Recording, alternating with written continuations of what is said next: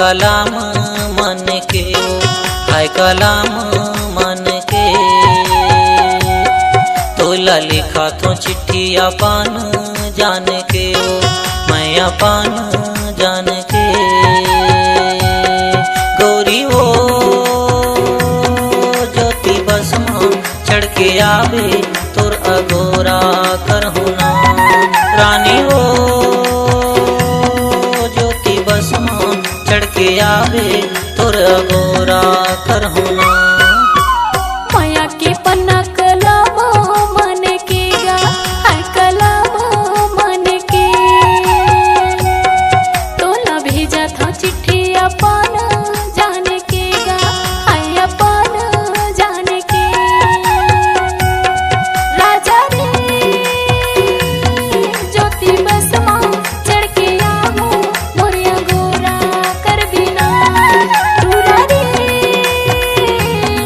ज्योति बसमा चढ़ के आवो मोरिया गोरा कर बिना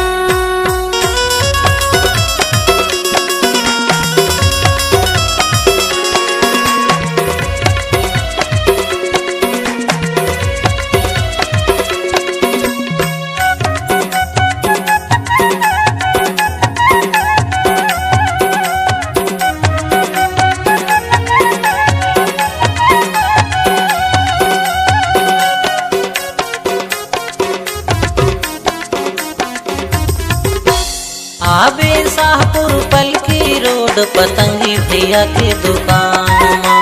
थोकी फुटकर किराना जी हाँ मिला थे उचित दाम माँ।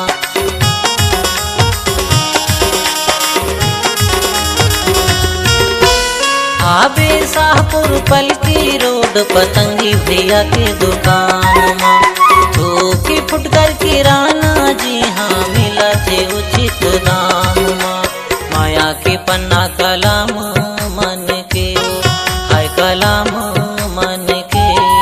तोला लिखा तो चिट्ठी अपन जान के मैं अपन जान के गोरी हो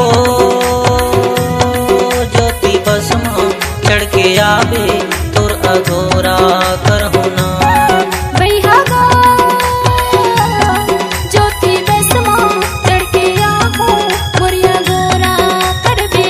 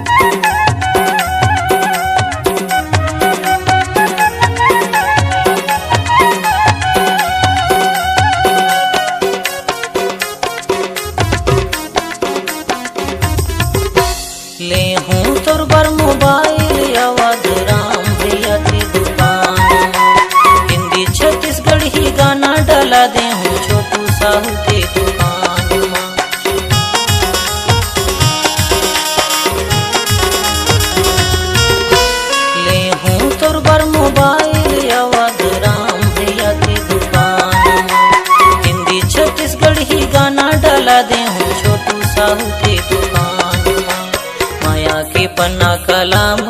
मन के है कलाम मन के तोला लिखा तो चिट्ठी अपन जान के मैं अपन जान के गोरी वो ज्योति बस चढ़ के आवे